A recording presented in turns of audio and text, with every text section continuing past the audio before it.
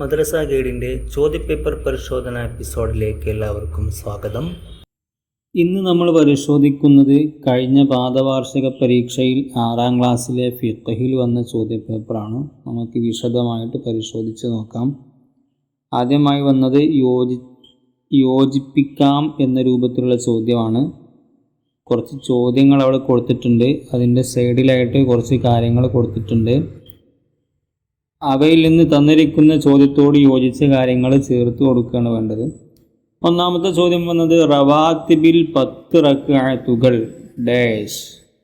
റവാത്തിബ് നിസ്കാരത്തിൽ 10 റക്അത്തുകൾ എന്താണ്? വളരെയേറെ പുണ്യമുള്ളതാണ് എന്ന് നമ്മൾ പഠിച്ചിട്ടുണ്ട് അല്ലേ? അപ്പോൾ അതാണ് ആ ചോദ്യം അവിടെ വന്നത്. രണ്ടാമത്തെ ചോദ്യം ശുക്രിൻ്റെ സുജൂദ് ഡാഷ്. ശുക്രിൻ്റെ സുജൂദിനെ കുറിച്ച് അവിടെ വന്നതിൽ യോജിച്ച കാര്യം എന്താണെന്ന് നമുക്ക് നോക്കാം. എന്തായിരുന്നു? ശുക്രിൻ്റെ സുജൂദ് നിസ്കാരത്തിൽ ചെയ്താൽ നിസ്കാരം ബാത്തിലാകും എന്നതാണ് അല്ലേ? അതാണ് ശുക്രിൻ്റെ സുജൂദുമായി ബന്ധപ്പെട്ട് അവിടെ വന്ന കാര്യം. 7ാമത്തെ പാഠത്തിലായിരുന്നു പറഞ്ഞത്.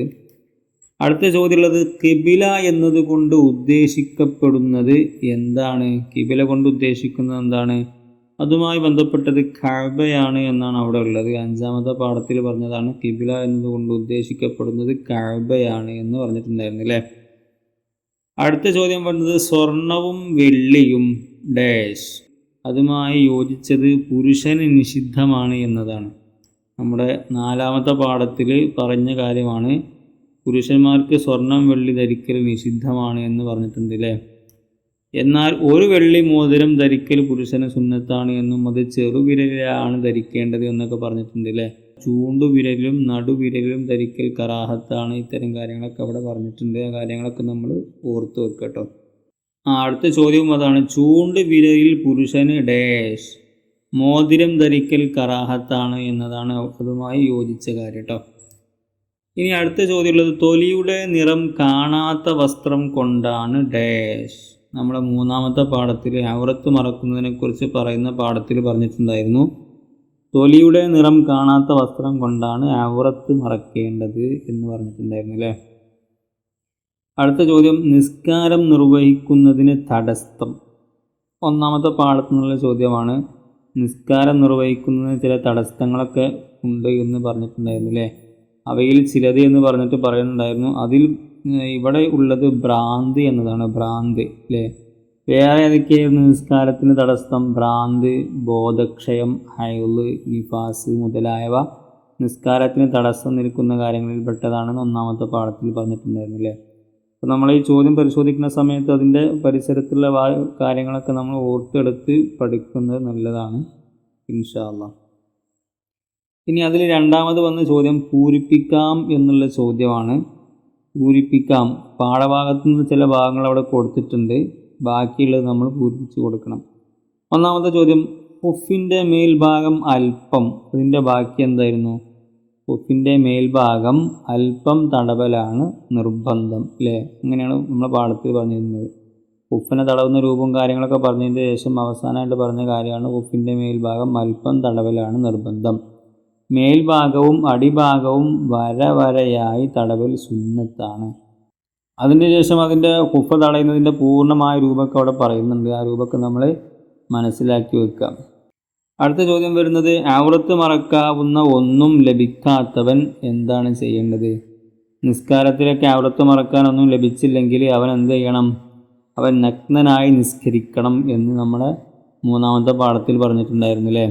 അപ്പോൾ അതുമായി ബന്ധപ്പെട്ട കാര്യങ്ങളൊക്കെ നമ്മൾ മനസ്സിലാക്കി വെക്കുക. നിസ്കാരത്തിൽ വസ്ത്രം ധരിക്കുന്നതിനെക്കുറിച്ച് പിന്നെയും ഒരുപാട് കാര്യങ്ങൾ അവിടെ പറഞ്ഞിട്ടുണ്ടായിരുന്നതൊക്കെ നമ്മൾ ഓർത്തു വെക്കുന്നത് നല്ലതാണ്.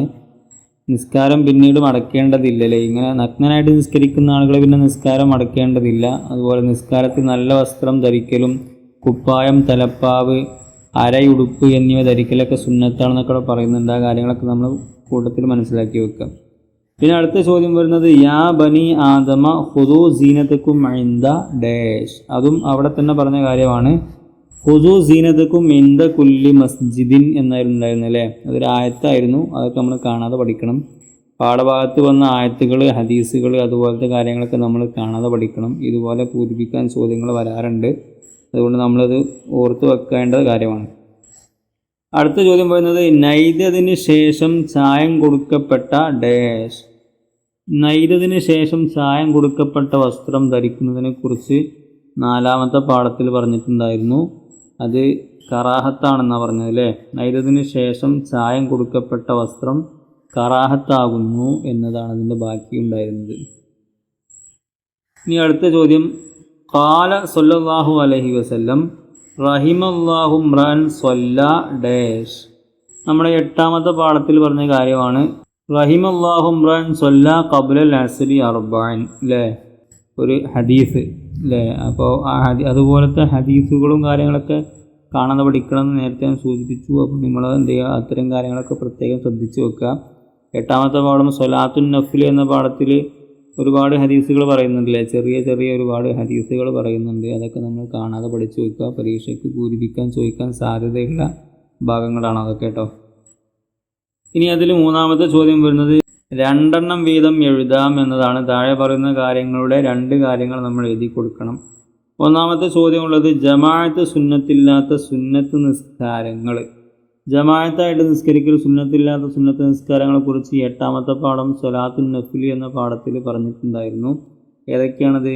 റവാത്തിബ് സുന്നത്ത്, ദുഹ, വിത്ർ നിസ്കാരം, ഇസ്തിഖാറത്ത് നിസ്കാരം, തഹിയ്യത്ത് നിസ്കാരം, തസ്ബീഹ് നിസ്കാരം, തഹജ്ജുദ് നിസ്കാരം. ഇങ്ങനെയുള്ള നിസ്കാരത്തിലൊന്നും ജമാഅത്ത് സുന്നത്തില്ല അല്ലേ. അപ്പോൾ ആ കാര്യങ്ങൾ നമ്മൾ മനസ്സിലാക്കി വെക്കുക. 2 എഴുതാൻ പറഞ്ഞത്, എന്നാലും എല്ലാ കാര്യങ്ങളും നമ്മൾ മനസ്സിലാക്കി വെക്കുക കേട്ടോ. അതിൽ 2ാമത്തെ ചോദ്യം തിലാവത്തിൻ്റെ സുജൂദിന് നിസ്കാരത്തിലല്ലെങ്കിലുള്ള ഫർളുകൾ. തിലാവത്തിൻ്റെ സുജൂദിന് നിസ്കാരത്തിലല്ലെങ്കിൽ എന്തൊക്കെയാണ് ഫർളുള്ളത്? 4 ഫർളുകളാണുള്ളത് അല്ലേ. തിലാവത്തിന് വേണ്ടി ഞാൻ സുജൂദ് ചെയ്യുന്നു എന്ന് കരുതുക, നിയ്യത്ത് വേണം. 2 തക്ബീറത്തുൽ ഇഹ്റാം വേണം. 3 ഒരു സുജൂദ് ചെയ്യണം. 4 സലാം വീട്ടണം. ഇത്രയും കാര്യങ്ങളാണ് നിസ്കാരത്തിൻ്റെ പുറത്തുള്ളത് അല്ലേ. അപ്പോൾ ആ കാര്യങ്ങൾ നമ്മൾ കൃത്യമായി മനസ്സിലാക്കി വെക്കട്ടോ. ഇനി അടുത്ത ചോദ്യമുള്ളത് ഹുഫയുടെ മേൽ തടവൽ അനുവദനീയമാകാനുള്ള ഷർത്തുകൾ എന്തൊക്കെയാണെന്ന്. 2ാമത്തെ പാഠമാണ് ഹുഫനെ കുറിച്ച് പറയുന്നത് അല്ലേ. അതുമേൽ തടയാൻ അനുവദനീയമായ ഷർത്തുകൾ എന്തൊക്കെയായിരുന്നു? 1 ഹുഫ ശുദ്ധി ഉള്ളതായിരിക്കുക. 2 ഞെരിയാണി ഉൾപ്പെടെ മറയുന്നതായിരിക്കുക. 3 ഉള്ളിലേക്ക് വെള്ളം കടക്കാത്തതായിരിക്കൽ. 4 ഹുഫ ധരിച്ച് നടക്കാൻ കഴിയുന്നതായിരിക്കണം. 5 പൂർണ്ണമായ വുളൂ ചെയ്ത ശേഷം ധരിച്ചതായിരിക്കുക. ഇതൊക്കെ ഹുഫിൻ്റെ മേൽ തടവാൻ അനുവദനീയമായ 5 ഷർത്തുകളാണ്. അപ്പോൾ അത് 5 ഉണ്ട് എന്നും 5 കാര്യങ്ങളും നമ്മൾ മനസ്സിലാക്കി വെക്കുക. ഇവിടെ ചോദിച്ച ചോദ്യത്തിന് ഉത്തരത്തിൽ 2 എഴുതിയാൽ മതി. എന്നാൽ നമുക്ക് പരീക്ഷയ്ക്ക് എങ്ങനെയാണ് ചോദിക്കുക എന്നുള്ളത് ഉറപ്പ് പറയാൻ പറ്റാത്തത് കൊണ്ട് നമ്മൾ മുഴുവൻ കാര്യങ്ങളും മനസ്സിലാക്കി വെക്കുക കേട്ടോ. ഇനി അടുത്ത ചോദ്യം ഉള്ളത് ഉത്തരം എഴുതാം എന്ന ചോദ്യമാണ്. 1ാമത്തെ ചോദ്യം കിബിലക്ക് മുന്നിടേണ്ടതില്ലാത്ത നിസ്കാരങ്ങൾ ഏതാണ് എന്നാണ്. കിബിലക്ക് മുന്നിട നിർബന്ധമില്ലാത്ത നിസ്കാരങ്ങളെക്കുറിച്ച് നമ്മുടെ 5ാമത്തെ പാഠത്തിൽ പറയുന്നുണ്ടായിരുന്നു. ഏതൊക്കെയായിരുന്നു? മലവെള്ളം, ഹിംസ്ര ജന്തുക്കൾ, തീ മുതലായവയെ തൊട്ട് പേടിച്ച് ഓടേണ്ടി വന്നാൽ ഓടിയോ നടന്നോ കിബിലക്ക് മുന്നിട്ടോ അല്ലാതെയോ സൗകര്യം പോലെ നിസ്കരിക്കാം എന്ന് പറഞ്ഞിട്ടുണ്ടായിരുന്നു അല്ലേ. അപ്പോൾ അവിടെ കിബിലക്ക് മുന്നിടൽ നിർബന്ധമില്ല. മലവെള്ളം, ഹിംസ്ര ജന്തുക്കൾ, തീ മുതലായവയെ തൊട്ട് പേടിയുണ്ടെങ്കിൽ അവിടെ നിസ്കാരത്തിൽ കിബിലയിലേക്ക് മുന്നിടൽ നിർബന്ധമില്ല. അതുപോലെ ഹലാലായ യാത്രക്കാരൻ്റെ സുന്നത്ത് നിസ്കാരത്തിലും കിബിലയിലേക്ക് മുന്നിടൽ നിർബന്ധമില്ല. എന്നാൽ ഇങ്ങനെ പേടിയും ഭയമൊക്കെ ഉണ്ടാകുന്ന സമയത്ത് പോലും നമ്മളോട് നിസ്കരിക്കണം എന്നാണ് കൽപ്പന അല്ലേ. നിസ്കാരം ഒഴിവാക്കാനോ ഖളാ വീട്ടാനോ ഒന്നും നമുക്ക് പാടില്ല. അത്തരം സമയത്തും നമ്മൾ നിസ്കരിക്കുക തന്നെയാണ് വേണ്ടത്. പക്ഷേ കിബിലയിലേക്ക് മുന്നിടേണ്ടതില്ല എന്ന് പറഞ്ഞത് കേട്ടോ. അപ്പോൾ ആ കാര്യങ്ങളും കൂട്ടത്തിൽ നമ്മൾ മനസ്സിലാക്കി വെക്കുക. ഇനി അടുത്ത ചോദ്യമുള്ളത് സഹ്വിൻ്റെ സുജൂദ് വാജിബാണ് ആർക്ക്? സഹ്വിൻ്റെ സുജൂദ് എല്ലാവർക്കും വാജിബ് ഉണ്ടാവില്ല അല്ലേ. പ്രത്യേക സമയത്ത് അത് വാജിബാവും. ഏത് സമയത്താണത് വാജിബാകുക? ഇമാം സഹ്വിൻ്റെ സുജൂദ് ചെയ്താൽ കൂടെ സുജൂദ് ചെയ്യൽ മഅ്മൂമിന് നിർബന്ധമാണ് അല്ലേ. അല്ലാത്ത സമയത്തൊന്നും വാജിബ് ഉണ്ടാവില്ല. എന്നാൽ ഇപ്പോൾ സഹ്വിൻ്റെ സുജൂദ് സാധാരണയിൽ സുന്നത്താണ്. എന്നാൽ അത് നിർബന്ധമാകുന്നത് ഇമാം സഹ്വിൻ്റെ സുജൂദ് ചെയ്താൽ കൂടെ ചെയ്യൽ നിർബന്ധമാണ് കേട്ടോ. അപ്പോൾ ആ ഒരു അവസരം നമ്മൾ മനസ്സിലാക്കി വെക്കുക.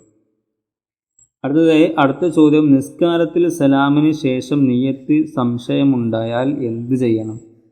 ഒരാൾക്ക് നിസ്കാരത്തിന് സലാം വീട്ടി കഴിഞ്ഞതിൻ്റെയൊക്കെ ശേഷം നിയ്യത്തിൽ സംശയം ഉണ്ടായാൽ എന്താ ചെയ്യേണ്ടത്? ആ സംശയം നമ്മൾ പരിഗണിക്കണം, എന്നിട്ട് അതിനെ മടക്കി നിസ്കരിക്കുകയാണ് വേണ്ടത് അല്ലേ? ഏതൊക്കെയാണ് അങ്ങനത്തെ സംശയം ഏതൊക്കെയാണ്? നിയ്യത്ത്, തക്ബീറത്തുൽ ഇഹ്റാം എന്നിവ അല്ലാത്തതിൽ സലാമിന് ശേഷമുണ്ടാകുന്ന സംശയം പരിഗണിക്കേണ്ടതില്ല അല്ലേ? നിയ്യത്ത്, തക്ബീറത്തുൽ ഇഹ്റാം അല്ലാത്തതിൽ.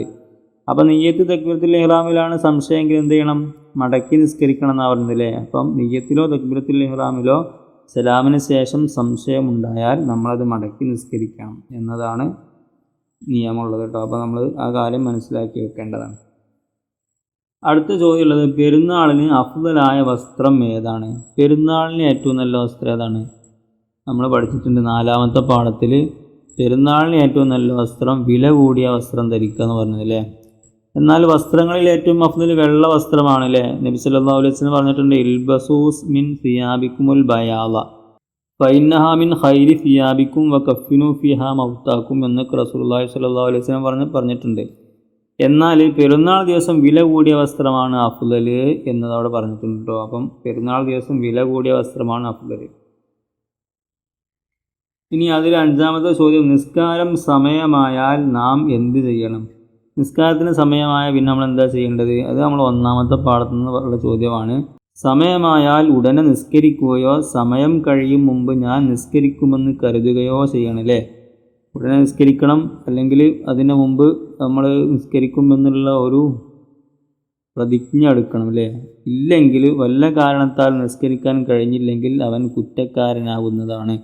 അതുകൊണ്ട് ഒന്നുകിൽ നിസ്കരിക്കണം, അല്ലെങ്കിൽ നിസ്കരിക്കും എന്നുള്ളൊരു ഉറപ്പ്, ഒരു നിയ്യത്ത് നമ്മൾ ചെയ്യണം, അല്ലെങ്കിൽ നമ്മൾ കുറ്റക്കാരനാകുമെന്നാണ് പറഞ്ഞത്. ആ രൂപത്തിൽ കാര്യങ്ങൾ നമ്മൾ മനസ്സിലാക്കി വെക്കുക കേട്ടോ. അടുത്ത ചോദ്യം വന്നത് നമ്മൾ 4ാമത്തെ പാഠത്തിൽ പറഞ്ഞൊരു ഹദീസ് പൂരിപ്പിക്കാനാണ്. അതിൻ്റെ ചില ഭാഗങ്ങൾ വിട്ടുപോയിട്ടുണ്ട്, ആ രൂപത്തിൽ അവിടെ കൊടുത്തിട്ടുണ്ട്. അത് നമ്മൾ പൂർത്തിയാക്കി കൊടുക്കുകയാണ് വേണ്ടത്. ഖാല സല്ലല്ലാഹു അലൈഹി വസല്ലം, യകൂനു ഖൗമും ഫി ആഖിരി സമാനി യഖ്ലിബൂന ബിസ്സവാദി കഹവാസിലിൽ ഹമാമി ലാ യരീഹൂന റായിഹത്തുൽ ജന്ന എന്നാണ് പറഞ്ഞത് അല്ലേ? അപ്പോൾ അത് പൂരിപ്പിക്കാനാണ് ചോദിച്ചത്. അത് നമ്മൾ കാണാതെ പഠിക്കേണ്ട ഒരു ഹദീസാണ്. അതുപോലെ അതിൻ്റെ ഉദ്ദേശവും നമ്മൾ മനസ്സിലാക്കി വെക്കണം കേട്ടോ. അതുപോലെ അടുത്ത ചോദ്യമുള്ളത്, ഖാല സല്ലല്ലാഹു അലൈഹി വസല്ലം റക്അത്തൽ ഫജ്രി ഡാഷ് വമാ ഫിഹ. നമ്മൾ സുന്നത്ത് നിസ്കാരങ്ങളെക്കുറിച്ച് അവിടെ പറഞ്ഞിട്ടുണ്ട്. സുബഹി നിസ്കാരത്തിൻ്റെ സുന്നത്തിനെ കുറിച്ച് പറഞ്ഞതാണ് അല്ലേ? റക്അത്തൽ ഫജ്രി ഖൈറും മിനദ് ദുനിയ വമാ ഫിഹ അല്ലേ? ദുനിയാവും അതിലെ മുഴുവനും ലഭിക്കുന്നതിനേക്കാൾ ഖൈറാണ്, ഉത്തമമാണ് 2 റക്അത്ത് ഫജ്റിൻ്റെ മുമ്പുള്ള 2 റക്അത്ത് നിസ്കാരം എന്ന് നബി സല്ലല്ലാഹു അലൈഹി വസല്ലമയുടെ ഒരു ഹദീസുകൾ പറഞ്ഞിട്ടുണ്ടായിരുന്നു. അപ്പോൾ നമ്മൾ നേരത്തെ പറഞ്ഞു ഹദീസുകളും ആയത്തുകളൊക്കെ നമ്മൾ കാണാതെ പഠിക്കണം, അതൊക്കെ പൂരിപ്പിക്കാൻ ചോദിക്കുന്നുണ്ട്. അപ്പോൾ ആ രൂപത്തിൽ നമ്മൾ കാര്യങ്ങളൊക്കെ മനസ്സിലാക്കുക. ഈ രൂപത്തിലാണ് 6ാം ക്ലാസ്സിലെ ഫിഖ്ഹിൽ ചോദ്യങ്ങൾ വരാമെന്ന് മനസ്സിലാക്കി നമ്മൾ പഠിക്കുന്ന സമയത്ത് കാര്യങ്ങളൊക്കെ വളരെ ശ്രദ്ധയോടുകൂടി നോട്ടൊക്കെ ചെയ്ത് പഠിക്കുക. ഇൻഷാ അല്ലാഹ് നമ്മുടെ ഈ വീഡിയോയുടെ താഴെ നോക്കിയാൽ ഒരുപാട് വർഷത്തെ ചോദ്യപേപ്പറുകളും കാര്യങ്ങളൊക്കെ കാണാൻ കഴിയും. അതൊക്കെ പഠിച്ച് നോക്കിയാൽ നല്ല രൂപത്തിൽ പരീക്ഷ എഴുതാൻ കഴിയും. അപ്പോൾ എല്ലാവരും നല്ല രൂപത്തിൽ പരീക്ഷ എഴുതുക. എല്ലാവർക്കും വിജയാശംസകൾ നേരുന്നു.